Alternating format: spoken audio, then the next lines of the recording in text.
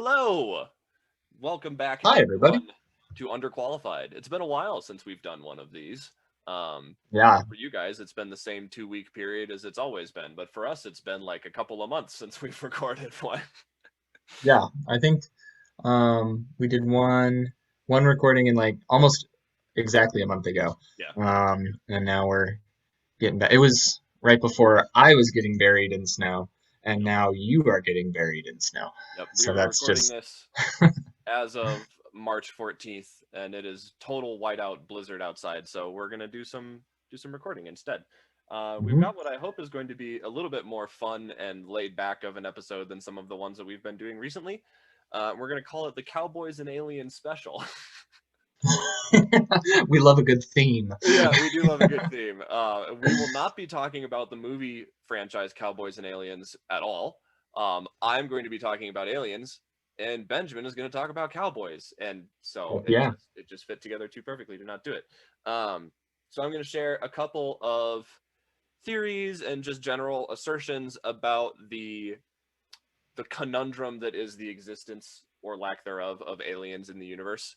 And then I think you've got just some cool stories about cowboys to talk about. Yeah, some wacky Wild West tales. And I Nice. was hoping that I could add in uh like a cowboy hat on Zoom. I think this is the closest we're gonna get. But and you could do the little one eye filter, and Of then we'll both course. be like, Yes. you My know. entire my entire segment I'll wear the one-eyed green man thing. I think our audience would really appreciate that, I think they personally. would too. Um All four of you. so as always, the rules and general things about the podcast, we will try to only say things that are true as far as we are aware of. That's going to be pretty easy in this one because pretty much everything to do with aliens is conjecture, and Benjamin's just going to be reading some historical stuff. So hopefully there won't be too many Mhm. errors in this episode. However, if you have things to contribute to the discussion, like if you are like if there's somehow an astrophysicist watching this podcast, which like what, or if there's someone who's really big in history and you have something to add to the discussion, we require you by law to share Mhm. it in the comments below. If Um, you are currently living your life as a ranch hand, then you can go know ahead the and history of the Cowboys. yeah, exactly. Correct anything that I'm throwing out there about cowboy culture. And then last but not least, but most importantly, is be nice because we're just doing this for fun. All right. So the basis of the modern scientific discussion of aliens, and I'm leaving out sort of the hearsay and conspiracy theory stuff about like UFOs, and I'm just going to talk about some of the more scientifically backed stuff. UFOs are definitely something that we can talk about, but so much of it is kind of off the cuff conspiracy type stuff that I don't really want to delve into that right now. But the modern discussion about aliens really stems from this thing called the Fermi Paradox. And that's named after physicist Enrico Fermi, um, who created this whole intellectual problem, if you will. So the story goes over breakfast. And he said simply, our solar system is so old and the universe is so many hundreds of thousands of times older in comparison. Where are the aliens? And that was really it, because statistics will tell you that aliens exist. Just the statistical probability of the number of stars in our universe, the number of planets in our universe that exist within the sort of Goldilocks zone that astronomers will talk about, where it's the correct distance to encourage life, but not like so close to the sun that it scorches, so there's that little window. Hmm. So the number of planets that exist in that area and the number of planets that have water and the number of, all of those things in a universe that is something like, 100,000 billion trillion light years apart or whatever massive, incomprehensibly large number it is, that is ever expanding and ever growing, aliens must exist. They have to. So the issue then becomes is why don't they? Yeah. Because as far as we are aware of, there aren't any. And so Right. there's several hypotheses that have been floated over the last 100 years or so, even before the Fermi Paradox, and then more so in earnest after this was publicized, about why we haven't discovered any other intelligent life. Um, the first one is probably the biggest downer, and it's called the Great Filter. And so it talks about how, like I said, basic probability asserts that alien life has to exist somewhere. Just based on the law of large numbers, it has to occur.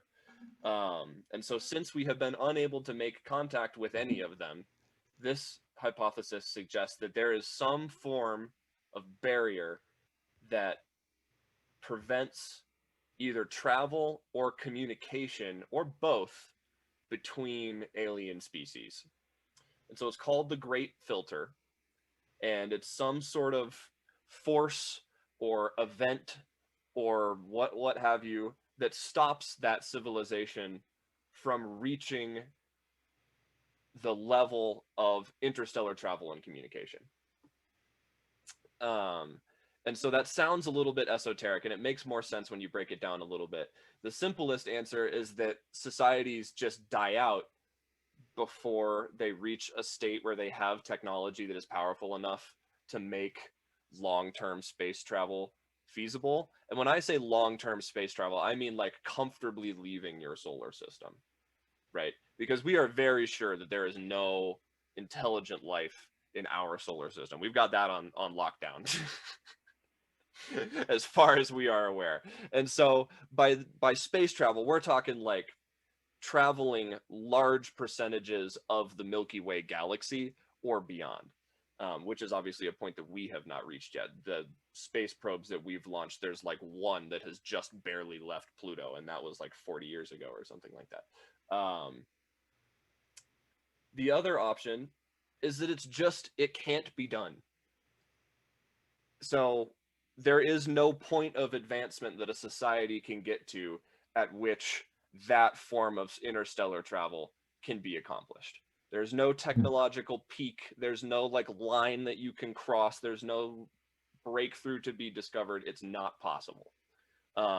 And as this article that I'm sort of paraphrasing from says, neither of those options is particularly encouraging, right? No. As a um, Star Trek, Star Wars fan, I am devastated. yeah.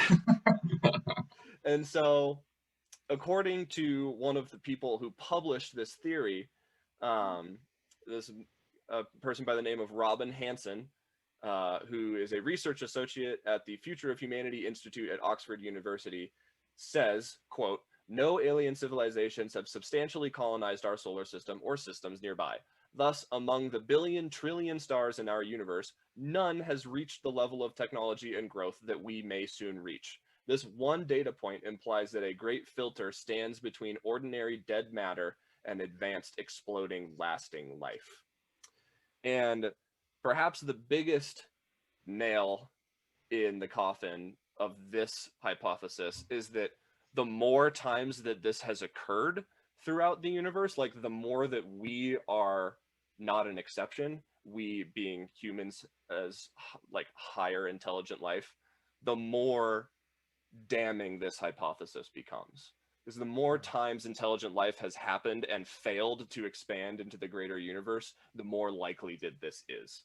That there's just no way to expand to a large degree into your surrounding galactic space. Yeah. Um, so that one is probably the biggest bummer, is just to say, well, it can't be done. What do you like? Well, well, shoot. um, the next one is interesting, and it's like the do not disturb hypothesis.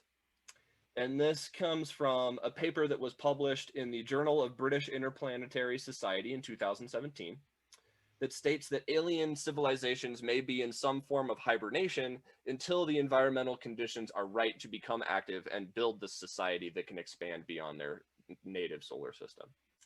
The evidence for this is that thermodynamics are a vast limitation to computer power. The simple example of that is just if you're on your laptop for a long time, it gets hot.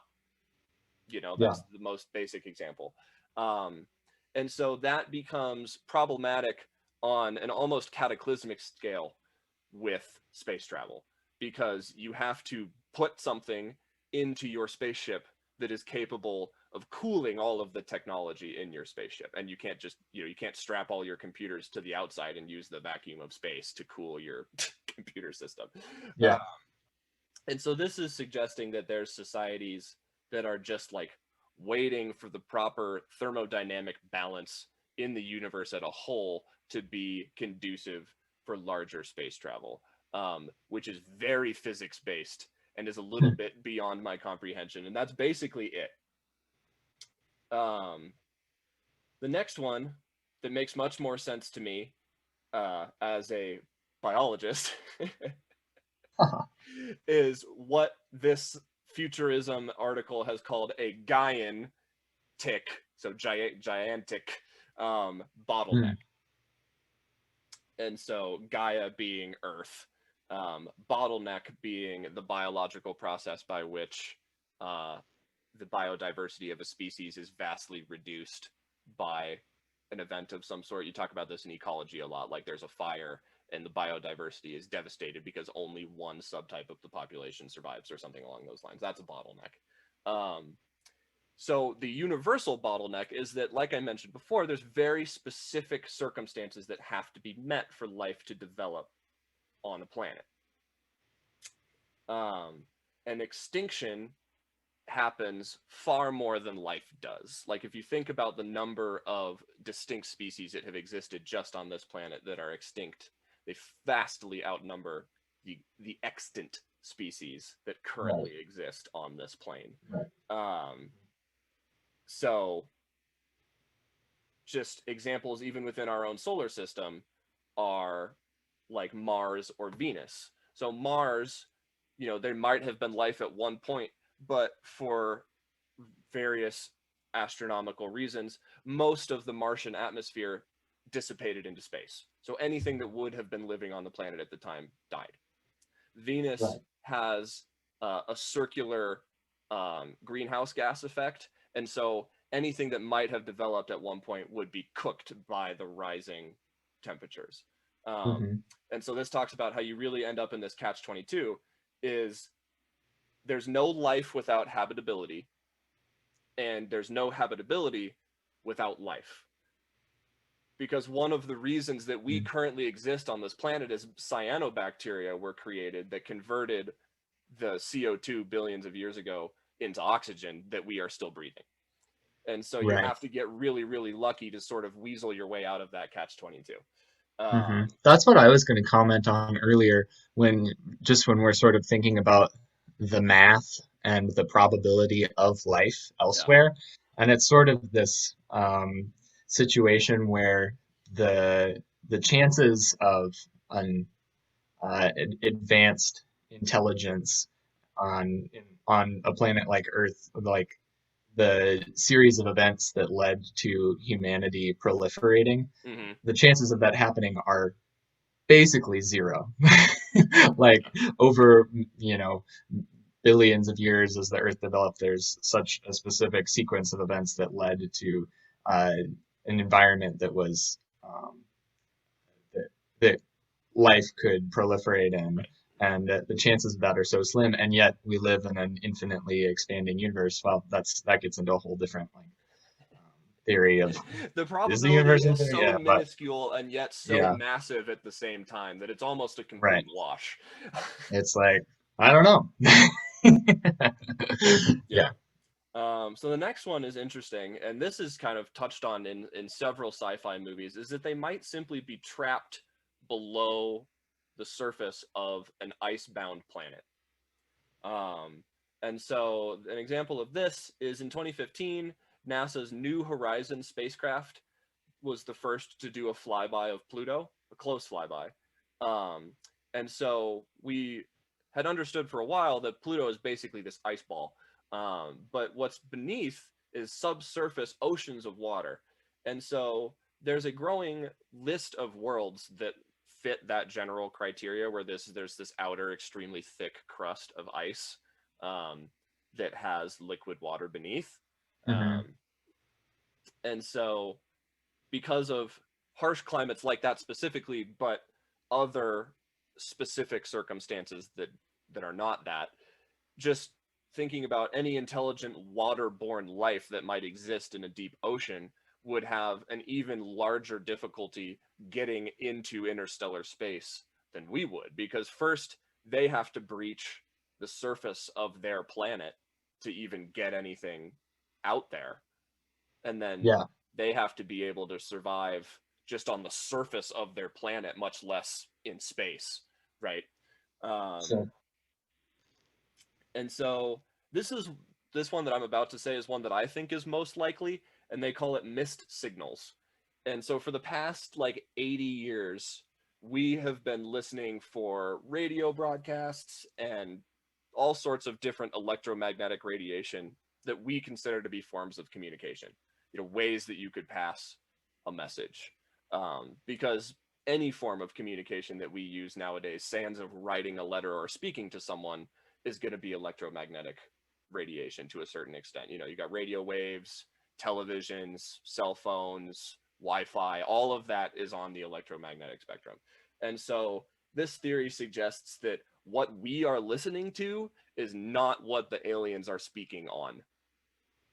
mm, So there's just some form of communication that we don't have a scanner for that's just going completely over our heads, um, which is just as plausible as anything else. sure. um, and perhaps the easiest to swallow is just that we as a human species are impatient, because we have only been looking for alien life actively with technology that breaches our planet, sans other than a telescope, for about the last Hmm. 100 years or so. And so, Mm. in the scale of the 13.8 trillion year lifespan of the universe, 100 years is a joke. Right. And so, Evan Solomonides, I'm sorry, is an astrophysicist Yeah. and mathematician, undergrad and researcher at Cornell University, suggested that it could take anywhere from upwards of 1,500 years from now before we hear anything from extraterrestrials. Just because in the expanse that is the universe, radio waves travel pretty slow, Right. which is almost unfathomable to contemplate. Hmm. But is very true that the scale at which we are talking about so eludes our human perception and understanding that it just might be a time scale that multiple lifetimes are required before we hear anything back. Hmm. Um, and That's the crazy thing with planets that are light years away right, as well, is that if we can see, and I'm not well versed in the field of um, uh, in what deep space research looks like at all. But say there's a planet that's 5,000 light years away. By the time that light is reaching us and we're able to observe it, we are seeing that planet 5,000 years ago. right. And so it's possible that that there's like life out there existing now, but we're seeing it 5,000 years ago. And Hmm. so, even though those events are happening simultaneously, it's not observable to us in the present moment. Yep. And that's just like, oh, I don't know. Yeah, I But mean, just it's, within the last few years, we uh, observed radiation from a supernova that occurred when the dinosaurs existed. right. And so it could be even farther than that. It is 65 million years ago. We Yeah, just now got the radioactive traces of that event. That star right. is so far away. And so, kind of to wrap this all together, and then we can just sort of talk about our own personal understandings, is there's this equation called the Drake equation that was devised to give us a statistical probability of the existence of intelligent life somewhere in the universe. And it has several variables. So n is the number of civilizations in the Milky Way galaxy whose electromagnetic emissions are detectable. That is our answer. Hmm. So everything that goes into that is the rate of formation of stars suitable for the development of intelligent life, the fraction of those stars with planets, the number of planets per solar system with an environment suitable for life, the fraction of suitable planets on which life actually appears, the fraction of life bearing planets on which intelligent life appears, the fraction of civilizations that develop a technology that releases detectable wavelengths of existence into space, and the length of time such civilizations release that signal. And so this is great. Problem is, we don't have a number for any of those variables. Sweet. Yeah. And so the guy who created the equation, I believe his name is Frank Drake, and others have suggested that there could be upwards of 10,000 civilizations seeking communication just in this galaxy. A 2011 study published in the Proceedings of the National Academy of Sciences suggested that the Earth could be a rare bird among planets. And so this sort of brings us to our conclusion in that there are three overarching schools of thought with alien existence. And several of them scare me very much. The first is that we are the first or last in a long line of civilization failures, Hmm. in that the human experiment, if you will, has either been done in some form hundreds of thousands, if not millions of times before, and has collapsed every time, leading to the extinction of that intelligent species, or that has literally never occurred before and there's nothing else in the universe for us to interact with. And Hmm. I think that both edges of that spectrum are terrifying. Yeah. And so in the middle is that they do exist in some degree, and they are either electing to not interact with us or are incapable of interacting with us. And Hmm. so that falls more into the we just are not lining up on our forms of communication, um, which I think is probably the most plausible, Yeah. because what you were talking about with the probability of life beginning to exist at all is so slim. I think that that is almost washed out by the sheer unfathomable size of the ever expanding universe, Hmm. because there's so many trillions of planets that if that the chance of humans existing, well, not humans specifically, but just intelligent life forming on a planet and existing for an extended period of time, right, is so, let's call it a quadrillionth. Well, if there's 150 trillion planets, that eats into that statistical anomaly quite a bit. Right. Yeah. And so in my mind, it just doesn't seem possible that there is not intelligent life somewhere else in the universe. But Hmm. if that other place in the universe is a billion light years from here, they may as well not exist. Right. Right. On a practical level. Yeah. They're never going to be accessible. At least, I mean, we don't even have technology that could begin to cross that gap. Hmm. Because as far My as we point. know, nothing can even go the speed of light, much less faster than the speed of light. Mhm.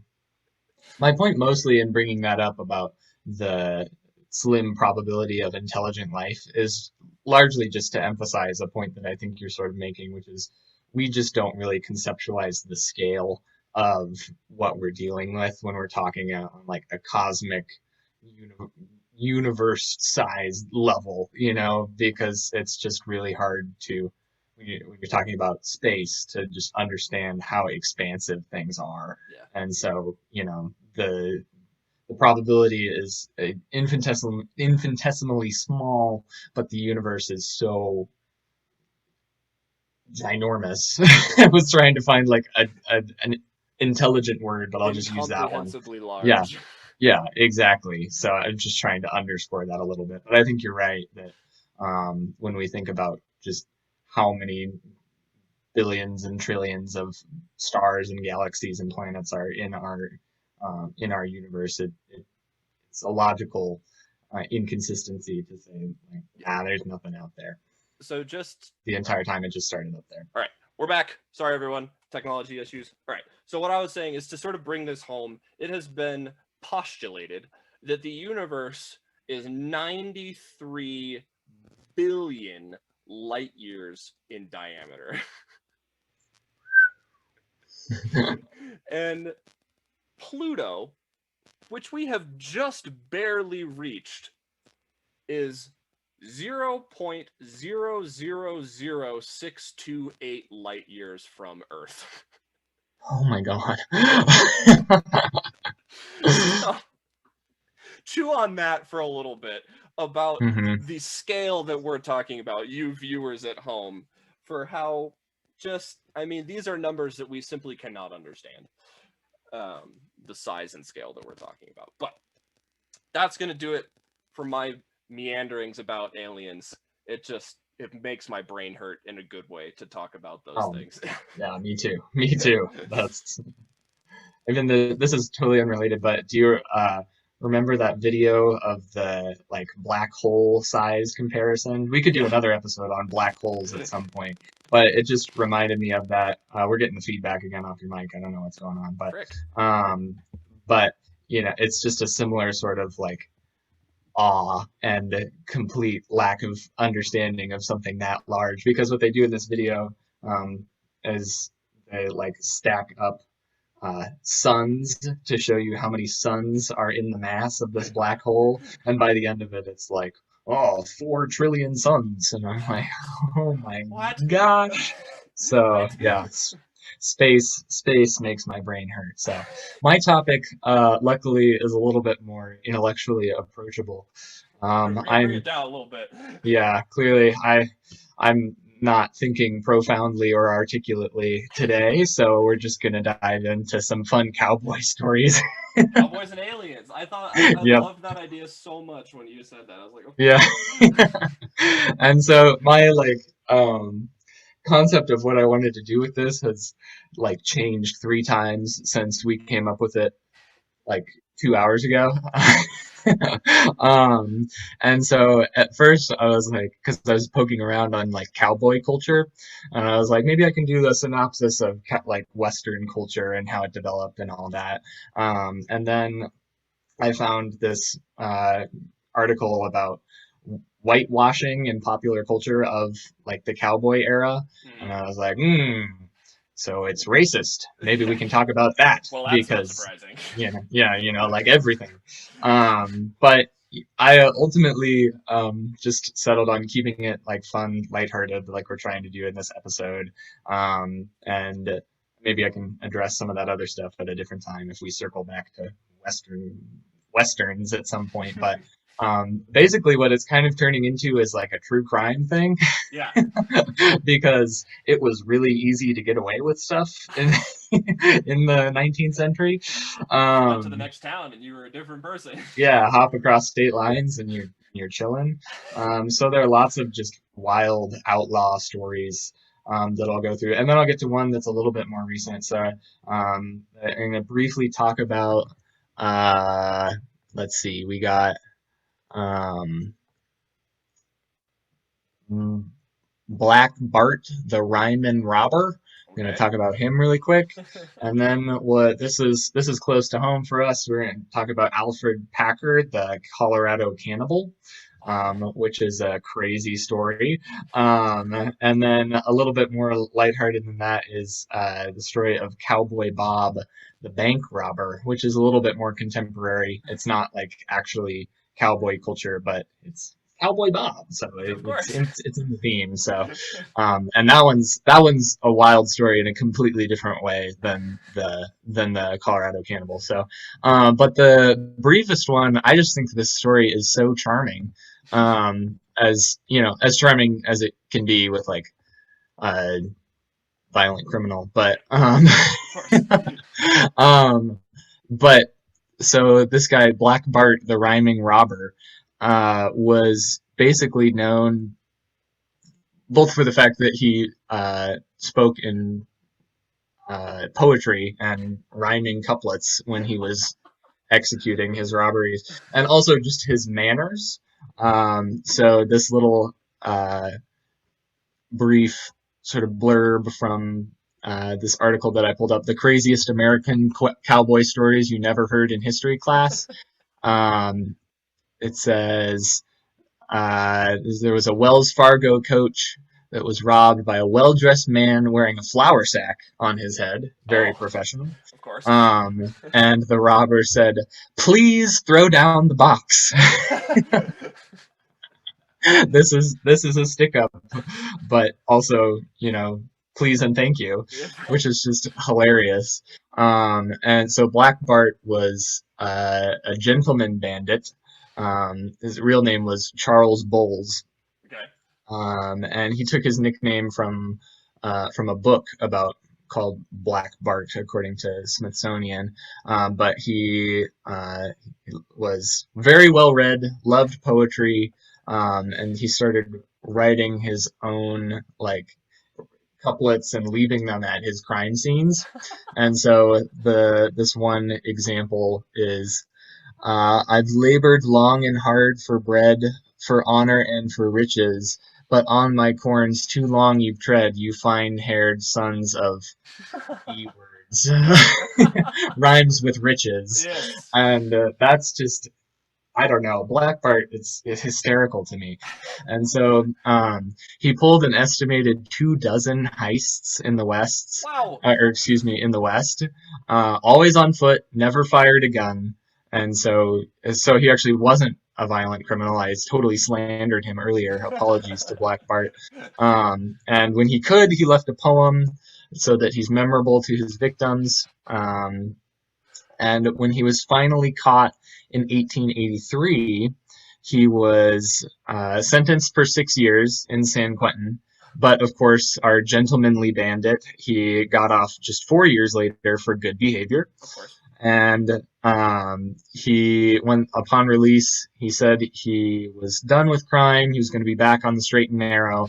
But in 1888, there was a handkerchief left at the scene of a robbery that was traced to Bowles. And at this point, he was an elderly man in San Francisco, but he was still living his life of crime. And when they asked him about it, his only defense was, "I am a gentleman," which, based on the short bit that I've read about good old Black Bart, I think we can safely say is true. But it's a really just a more charming story because he never hurt anybody. I mean, beyond stealing property. But it's just a well-dressed man writing poems, Committing crimes. robbing people holding a gun, with a flour bag over his head. So that's just so quirky. It reminds me of But that John let's see. Mulaney bit where he would say, like, they would actually announce who they were as like a prestige thing. Yeah, Tell him you it can. was Slim Jim and the Bad Boys who sent you, and then they Right. run off. And it's like, you just said And then who they you shoot were. it into the walls. Yeah. Usually Yep. that's Yep. bad. And so he had a like really successful career of sorts. He was never identified or captured until he was arrested in 1883, which is really impressive for somebody who, like you said, identified himself at the scene of every crime. So, That's awesome. yeah, really, really interesting. And then the Alfred Packer story is a little bit more involved, and a little bit less charming, I would say, because it's about cannibalism. Cannibal, yeah. But and this was in Jefferson County, Colorado, which makes it sort of a hometown tale for us Colorado kids. But so Alfred Packer, he was a prospector and self-proclaimed wilderness guide. He didn't do a very good job as a wilderness guide because Okay. he was attempting to travel through the San Juan Mountains in Colorado during the peak of harsh winter. You Oh, really just shouldn't try and traverse mountainous regions during the peak of a harsh winter. just in Um, general. yes, and so he stumbled out of the wilderness towards the end of the winter season and reached civilization, claiming that he had been abandoned by his party. So he was traveling with these 5 men and then came out alone. And he was like, they left me behind, Hmm. which wasn't true. He ate them. I knew it was But, coming because he's the cannibal. I was right, like, yeah, the Colorado cannibal.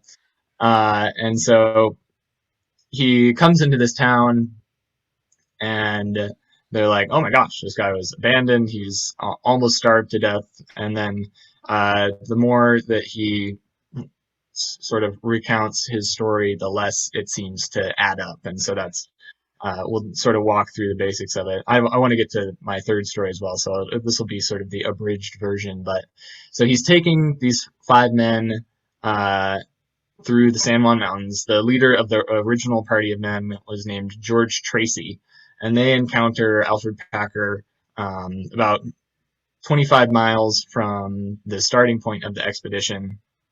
Packer wants to know where they're headed, learns that they're going into gold country in the San Juan Mountains, and says, "Hey, I'm a wilderness guide. I can take you through there." Packer didn't have any money or supplies, and so the men were like, "We're getting a sort of dead weight for this right, expedition." right, But he said he was a prospector and a guide and knew the territory really well, and the men weren't well versed in Colorado geography. Unfortunately, neither was Packer, but he lied to them. he just messed up. Um, right, because he wanted to come along. And so they bring this guy along. He's basically a terrible companion. He's eating all their rations, lazy. He's quarreling with all of the members of this party and just driving them insane. And it just is getting worse and worse as they're navigating uh, the San Juan Mountains in really like terrible winter conditions. It's heavily snowed out. Visibility is terrible. They're relying pretty much solely on a compass, and they sort of start to realize that Packer is very incompetent and they have no idea where they are. And so they're running out of provisions. They're turning to eating horse feed. And ultimately, they actually have to turn to eating their horses. Right. And so they were semi fortunate to stumble on the encampment of Chief Uray, known as I'm not sure if it's in Montrose. I don't know if I'm pronouncing that. It's Ouray. But in Montrose, Colorado, and so they're like in desperate need of provisions now, but they aren't sure how they're going to be received by the Ute tribe. Right. But fortunately, they were welcomed and supplied with food and lodging. Offered to let them stay until the winter passed, and promised to share with them all their provisions so that they could survive the winter. But they decide to journey on. Very, yeah, very silly of them. Packer was in favor of getting to their arrival point through the mountains, saying it was a more direct route. He's like, "This is a shortcut, guys," and just never listened to Alfred Packer. And so they make their way through the mountains. They leave the Ute tribe behind, and they navigate through bad weather and freezing temperatures along the river. Which river is that? Does it say along the Gunnison? Okay.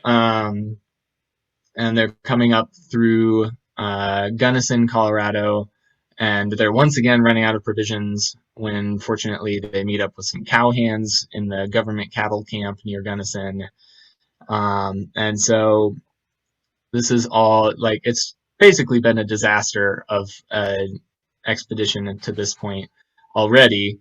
Right. And so they start to feel that they would be better off without Packer because he's led them astray a number of times. Um, Which they should have and realized long ago by the sound of it. yes, but um, let's see, when did they actually? Okay, and so they're starting to like want to ditch Packer, but then sort of accounts of the journey become really unclear because they were running out of provisions, and that's when Packer turned to like murder. And so Packer stumbles out of the woods, and he comes out in I don't know how to say that Saguache, Colorado. Never heard of it. Yeah, I haven't heard of that either. And stumbles on civilization. He's near starvation, and he claims that the party abandoned him, left him with a rifle, and then he was forced to survive on his own. But the one of the original members of the party who stayed with Urey's camp with the Utes Oh, okay. stumbles on the town that Packer ended up wandering into. Sometime And later, I would imagine. yes, this is about 2 months after like where accounts of the expedition stop. Mm-hmm. And so Preston Nutter is the guy in the original like party, and so he starts asking Packer what happened with the expedition, and basically nothing is lining up with what Nutter knows of the expedition, and so they start to question him about the 5 men that were missing from the expedition, and ultimately, let's see, I want to read about his confessions, but yeah, he says there was one man that died first in the expedition, and the other 5 people decided to resort to cannibalism. And then once that happened, he was like, I see the writing on the wall, and was like, I'm just gonna off these guys before they can get me. How did And he get all of them? Is what I don't understand. I'm trying to find details about the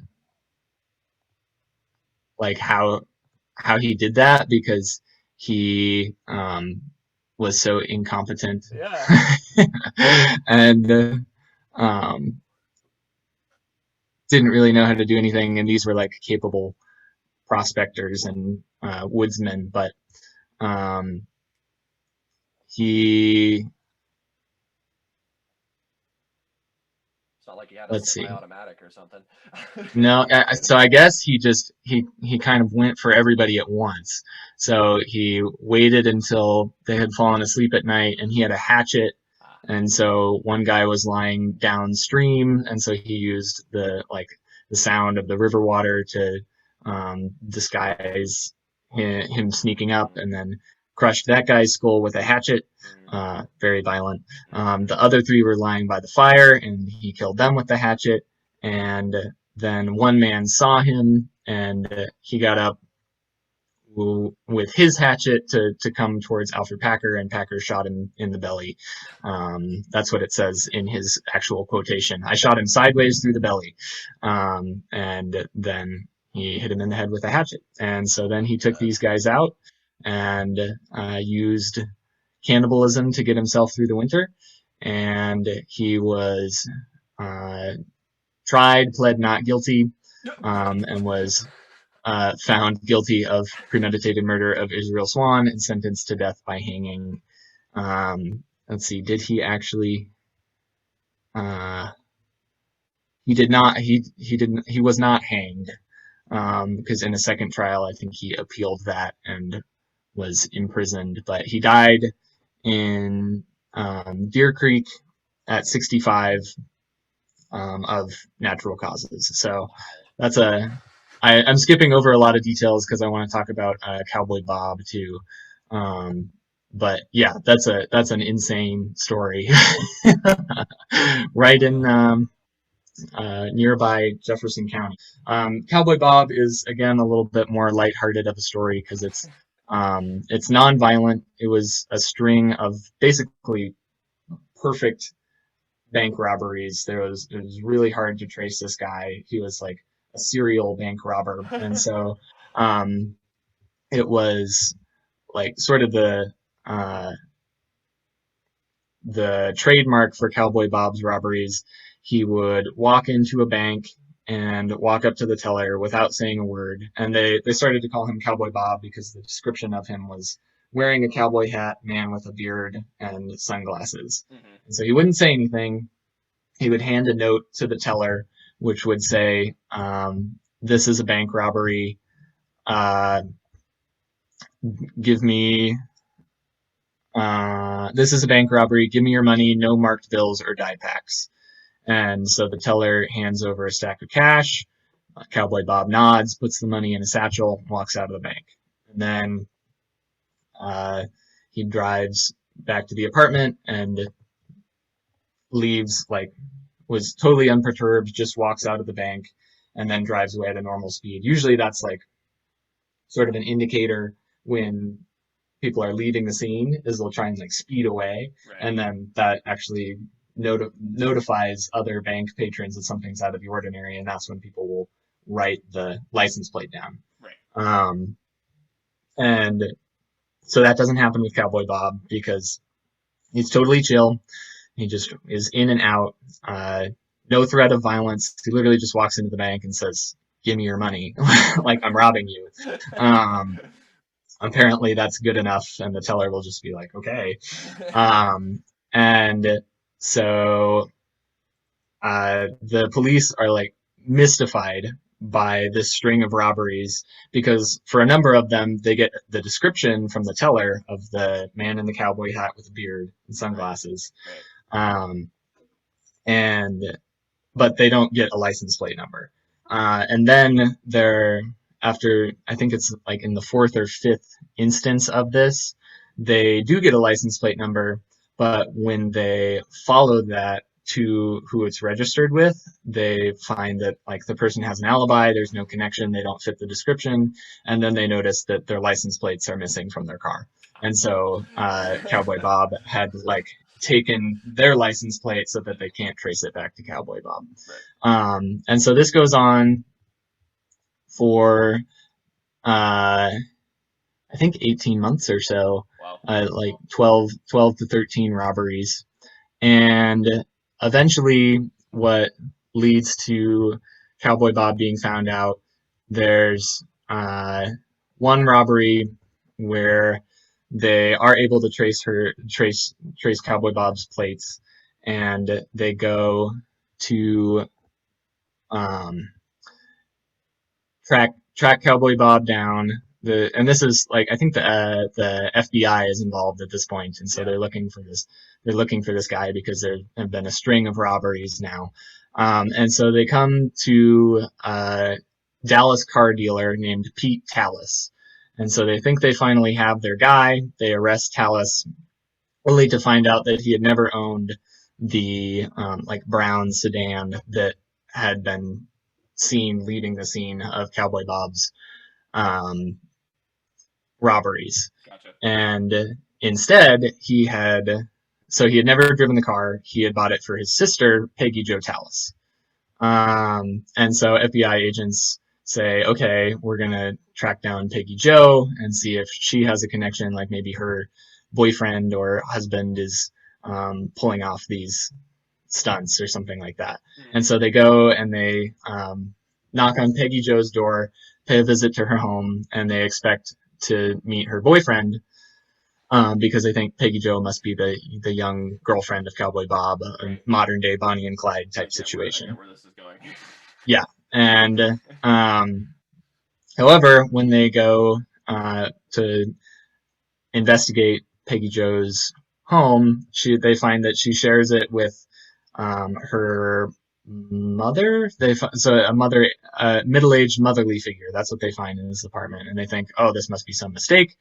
They ask her if she knows anything about the robberies. She's just a middle-aged woman. She'd been in the apartment at the time when all the robberies were happening, which is backed up by family members. And so, and Peggy Joe, and they meet Peggy Joe as well, and she insists that she didn't have anything to do with it, and there isn't any man in her life. And then, so Officer Powell is the guy who was investigating this from the FBI, and so he's conducting a search of the apartment, which she's allowed him to do. And then he notices that on Peggy Joe's upper lip, so this is like on the day of a robbery that it's happened, that they're trying to track Cowboy Bob there. And they notice that on Peggy Joe's upper lip, there's a thin line of glue, and her hair has flecks of gray dye in it. And so they find out that Peggy Joe had been telling the truth, and she didn't have a boyfriend, but she had been Cowboy Bob the entire time. And so she was wearing a fake beard and cowboy hat and sunglasses so she couldn't be identified. And that's why she never spoke when she was going into because they would be like, oh, it's a woman's voice. Right. And so she always just handed the note on. And so I know I'm running out of time. I go read about it. I heard about this first on the podcast My Favorite Murder. So shout out to those ladies over there. They do a really great coverage of it. But basically, she takes the fall for this. She was robbing these banks to pay for her mother's medical care. And then she did that at first, and then she like sort of got addicted to the thrill of it and went on this string of robberies. And she doesn't really defend herself at all. They ask her why she did it, and she doesn't say anything. She's like a really cool person in a like criminal sort of way, you know. What was the time frame of this? You talking about the FBI and cars, so yeah. Let's see what the date is on this. I think it was relatively recent, 90, like early 90s, 91, wow. 92. So really recent. That's very contemporary. Okay. Yeah. And so she goes to jail for it's not a long sentence. I can't find exactly how long it was in this article, but she was never violent, and so they go, and she had no previous criminal record, and so they go a little bit easier on her. And she gets out, she swears off of it, and then a number of years later, when Peggy Joe is now in her 60s, there's basically she goes back to her old habits as Cowboy Bob. And unfortunately, there's one situation where she's robbing a bank, and they are able to slip a dye pack into her bag of money as she's leaving, and so that explodes. She draws a bunch of attention to her. She gets in a big like RV and tries to drive away, and it's so the police are able to pursue her. It's a low speed chase, we'll call it, and they're saying you need to come out. Like so they've caught her RV, and they're like, you need to get out of there. They're thinking she's got like a whole gang of criminals in this big vehicle. Mm-hmm. It's just this elderly woman, and she brings out a like toy a handgun, and they misperceive that as being an actual weapon, and so she's killed by police in this exchange. But so yeah, she has a crazy story as well. If I wish I had just kind of focused on that one because I could go a little bit more in depth, but yeah, she was never violent, never like hurt anybody. She just walked in and handed a note to the teller and said, give me the money, and was able to elude the FBI for 18 months or so. A long time. So, yeah, so there you go. That's the story of Cowboy Bob. Well, that was a really fun episode. I liked that strange combination of cowboys and aliens theme. Yeah. Yeah. Hopefully those of you watching at home enjoyed it as well. We always appreciate hearing what you guys have to say in the comments. Thank you again for the support. These videos are getting I mean, like 25 to 50 views per upload, which is still crazy to me that many people are interested in this content. But I'm glad that you guys are enjoying it and sticking with us as we continue to do these. Hope that you all are doing well. As always, if you have ideas about things that you want us to talk about, please put them in the comments below.